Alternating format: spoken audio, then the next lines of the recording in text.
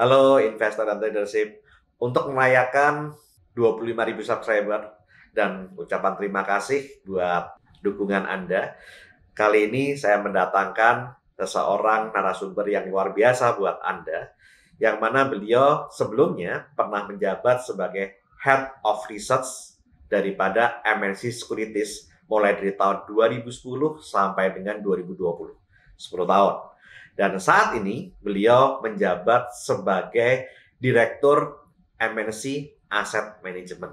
Beliau juga pernah menjabat sebagai Chairman atau Ketua dari Ikatan Analis Efek Indonesia atau Indonesian Stock Analyst Association dari tahun 2017 sampai dengan 2021. Beliau juga pernah menjabat sebagai anggota dari Haircut Member dari Clearing Penjamin Efek Indonesia atau KPEI. Dan saat ini beliau juga menjabat sebagai Ketua Departemen Edukasi dan Literasi Keuangan daripada Indonesian Stock Market Professional Association atau disingkat dengan PROPAMI.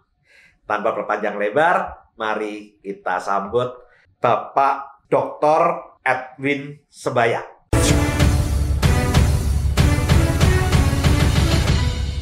Oke, selamat pagi Pak Edwin. Selamat pagi Pak Tony. Senang sekali saya bisa kedatangan Pak Edwin di channel saya. Ini Bapak merupakan orang pertama yang membantu saya untuk mengisi di channel YouTube saya, Pak. Suatu kehormatan Pak Tony. Pak Edwin, ini saya ada beberapa pertanyaan yang ingin saya ajukan. Ya. Di session yang kali ini saya ingin bertanya mengenai bagaimana pandangan atau prediksi Pak Edwin Sebayang tentang IHSG di semester kedua tahun 2022. Apakah market akan cenderung bullish atau bearish? Nah, ini menarik nih Pak. Jadi sebelum sampai ke sana kita mesti lihat dulu dari global, ya kan? Pertama itu adalah dari Amerika, dari Eropa. Nah, kita lihat ini inflasi di Amerika, di Eropa itu luar biasa tinggi, ya kan? 8,9%, Pak, ya. 8,3, bahkan Inggris sekarang dia punya inflasi sampai 9%. Sementara suku bunga mereka itu masih sekitar 1%, Pak. Betul. Nah, artinya itu terdapat minus return, ya kan? Selisih itu sekitar 7%-an. Ya. Dan ini yang men-trigger investor dari Amerika, dari Eropa itu mencari untuk negara-negara yang memang punya return bagus. Nah, salah satu adalah Indonesia. Nah, dan terjadi capital outflow dari negara maju masuk capital inflow bagi Indonesia. Nah, artinya Pak, artinya di sini kita sekarang lagi kebanjiran dana nih, ya kan? Year to date tadi udah mencapai 69 triliun. Nah, itu pertama Pak ya. Lalu kedua, ketika semua negara itu sekarang lagi beroperasi, udah mulai beroperasi secara penuh, ya kan, karena COVID sudah selesai, mereka butuh apa? Energi, ya kan? Karena orang bangun butuh energi, ya. Ketiga adalah invasi Rusia kepada Ukraina, dan itu lagi menaikkan energi. Karena apa? Si Rusia dan Ukraina itu sebagai penghasil minyak dan batubara terbesar juga di dunia. Tapi ketika mereka dilarang, di embargo, mereka tidak boleh menjual. Artinya apa? Terjadi shortage, ya kan, kekurangan untuk batubara dan untuk minyak, ya. Nah, kembali ke Indonesia, nah kita ini diuntungkan Pak, iya kan, blessing in disguise. Karena apa? Kita penghasil batubara, kita penghasil daripada CPO, ya kan? Karena apa? CPO naik ini luar biasa Pak, yang sekarang udah berada masih di 7.000 ringgit. Karena Ukraina itu adalah salah satu penghasil terbesar minyak bunga matahari. Nah, minyak bunga matahari itu adalah setara dengan CPO. Nah, ketika diinvasi negara, kan mereka bisa produksi minyak bunga matahari. Maka sekarang di Eropa, Pak, mereka lagi cari untuk CPO. Yang tadinya mereka selalu ya kan menyerang CPO Indonesia kan. Mereka sekarang butuh. Nah, kita sebagai penghasil terbesar, nah kita diuntungkan. Makanya udah 23 bulan berturut-turut Pak kita mencapai trade surplus. Nah, kita banyak dapat duit Pak, ya kan? Nah, ini kembali lagi nih, ya. Sekarang di luar negeri harga minyak naik gila. Nah, itu yang menyumbang juga adalah inflasi lagi, ya. Lalu juga kita lihat sementara Indonesia dampak daripada pemerintah punya uang banyak, kita bisa kasih subsidi besar Pak. Nah, makanya kemarin baru aja Bu Sri Mulyani sama Banggar DPR, mereka menambah subsidi 590 triliun itu untuk apa? Untuk TDL dan untuk apa? Untuk BBM. Ya. Mereka lebih rela menaikkan subsidi dibandingkan menaikkan suku bunga, Pak ya. Karena begini Pak, karena kalau memang nanti dia tidak kasih subsidi, berarti kalau harga bahan bakar solar dan pertalite yang berpengaruh 70% terhadap ekonomi Indonesia, plus lagi TDL, karena kan kita lihat batu bara waktu lagi di awal tahun masih sekitar 100-an, sekarang udah masuk 400, berarti harga TDL harusnya naik kan. Ya. Nah, untuk yang golongan di bawah 3.000 masih belum dinaikin, maka tambah subsidi. Nah, jadi selama pemerintah masih bisa menahan administer price, jadi harga-harga dikontrol ya, seperti bahan bakar, listrik, ya kan, lalu juga beras. Lalu kita lihat gula, ya kan, minyak goreng, ya kan, minyak goreng mungkin masih dikontrol juga, ya kan. Nah itu tidak akan menaikkan inflasi. Nah inflasi kita bulan Mei masih 3,55, masih rendah, ya kan. Sementara suku bunga kita masih 3,5, ya. Jadi saya perkirakan kalau inflasi tidak mencapai 4,5%, ya. Saya juga udah bicara di media juga nasional. Saya katakan Bank Indonesia kemungkinan besar tidak akan menaikkan suku bunga, dan itu adalah berita bagus buat market. Dan jadi kombinasi capital inflow, kombinasi bagusnya kita punya anggaran, ya, sisi fiskalnya, kombinasi juga pemerintah tidak menaikkan harga-harga barang-barang administer tadi, ya, sehingga inflasi tidak naik dan suku bunga tidak naik. Saya memperkirakan ya kan bahwa IHSG di akhir tahun itu bisa mencapai 7.600-an. Wow, 7.600 Pak ya. Berarti ini masih ada 500 poin lagi. 500 poin. Ya. Nah, dan kelihatannya tadi Bapak sudah ngasih clue-clue nih.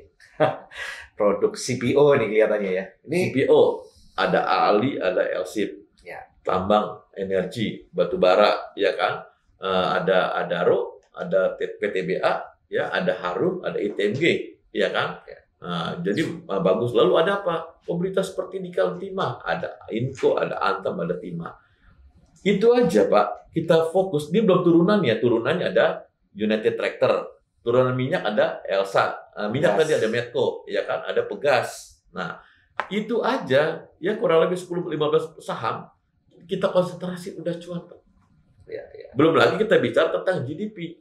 Ketika ekonomi naik, otomatis yang diuntungkan siapa? Perbankan.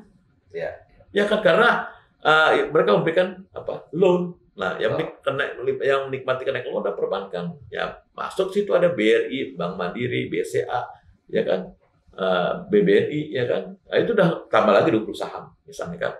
Baru pakan ternak ayam. Karena sekarang anak-anak muda kita aja udah bisa bebas kemana, ke Kentucky, ke Burger King, McDonald. Yang jumlah ayamnya siapa? Cara Pokpan mah Java Confit. Ya, 2 saham masuk. Properti, kita ada Sumarekon, ada Ciputra, ya kan, ada BSDE, ya kan, Pakuwon, Surabaya, ya kan, dapat lagi 5 saham misalnya kan.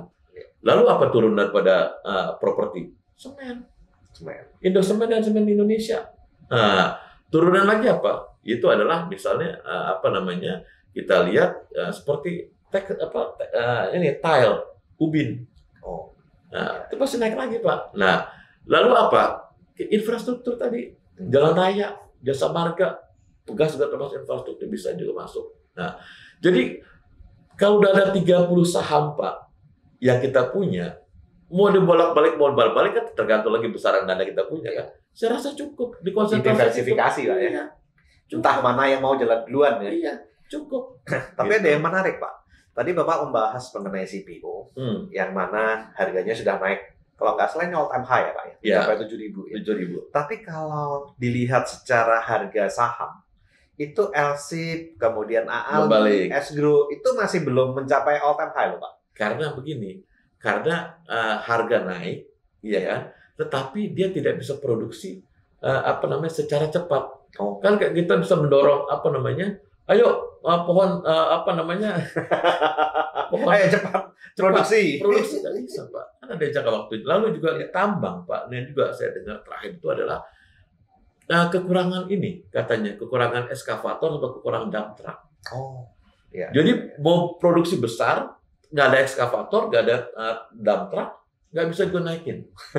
Karena berebut semua orang, Pak. Betul. Dan juga kan lagi kekurangan chip kan sekarang di semiconductor kan di dunia kan.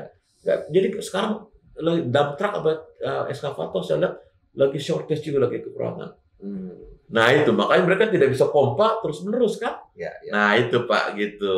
Jadi kesimpulannya sebetulnya kalau saat ini bisa dikatakan harga saham daripada CPO yang sudah tinggi sementara produksinya belum bisa banyak. Tapi kalau permintaan banyak berarti ke depannya harganya kan sangat bagus ya Pak ya.